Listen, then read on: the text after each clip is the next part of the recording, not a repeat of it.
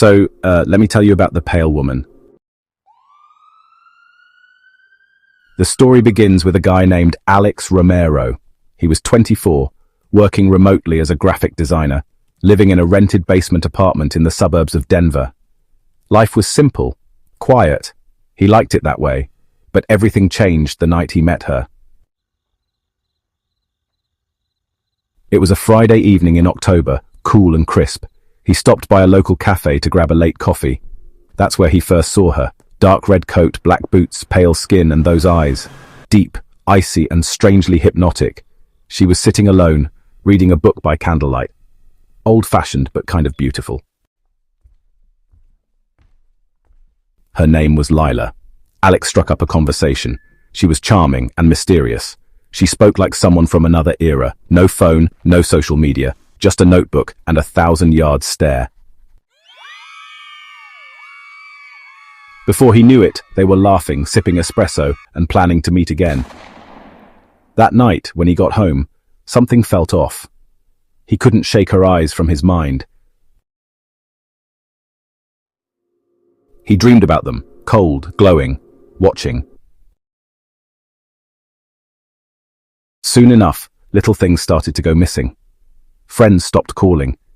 He noticed shadows where there shouldn't have been any. Alex felt like he was slipping, bit by bit, into a world he didn't quite understand. And honestly, he couldn't tell if he wanted to escape, or if he was already lost. Over the next few weeks, they got close. Fast. Too fast. Lila would only meet after sunset. She avoided cameras, mirrors, even refused to eat or drink anything in public. At first, Alex thought it was some quirky lifestyle thing. Maybe she was just old school. But the red flags started piling up. One night, while lying on the couch, he noticed something odd. She had no pulse. He brushed it off, told himself it was his imagination. Then the disappearances started. Local news began reporting missing people. Young men, mostly. Vanished without a trace. No signs of struggle, just gone. And every time someone disappeared, Alex realized something terrifying.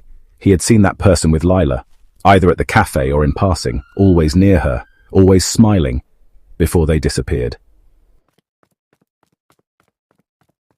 So this is where everything changes. The truth at last comes crashing down, and escape is the only thing left. It's the moment when secrets can't hide any longer, and the urge to run is stronger than ever. You know, sometimes the only way out is through revelation. One evening, Alex decided to follow her. She had told him she needed space, said she was going away for a few nights. But, something inside him wouldn't let it go. He trailed her from a distance. She walked like she floated, silent. She entered a run-down Victorian house at the edge of town. It looked abandoned, no lights, boarded-up windows, but inside, something moved. Alex crept around the back and peeked through a crack in the wood. What he saw nearly made him scream.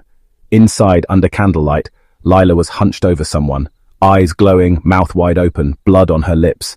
It wasn't makeup. It wasn't a Halloween prank. She was feeding. Alex stumbled backward, trying to stay quiet. But you know, a twig snapped. Her head jerked toward the window, and just like that, she was gone. One moment she was inside, the next, behind him. He didn't even hear her move. You shouldn't have followed me, Alex. He ran, sprinted through the woods, heart pounding in his ears. Somehow he made it home. Locked every door, turned on every light. He didn't sleep that night. The next day the Victorian house was gone. Literally. No trace of it ever existing. Just an empty lot. Locals claimed it had been demolished years ago. The records backed it up. Alex tried reporting it, but no one believed him. No evidence, no pictures, nothing. Even Lila's name came up blank on every database. Still, you know, one question lingered in his mind, echoing louder than ever. If none of it was real, then what exactly followed him home? Was he truly safe, or had something crossed over with him? That uncertainty, well, it never quite left.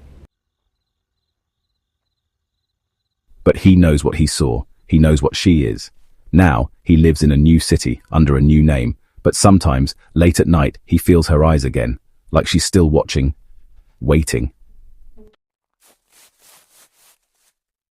And in towns across Colorado, people still go missing. No leads, no patterns. Just the echo of a name whispered by those who claim to have seen a pale woman in red just before darkness swallowed someone whole. So, was Lila real? Is she still out there? Or was Alex just another victim of fear and obsession?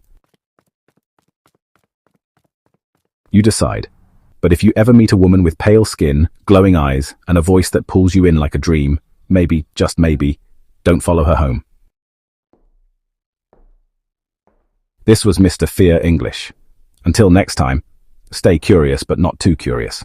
And remember, the scariest stories are the ones that just might be true.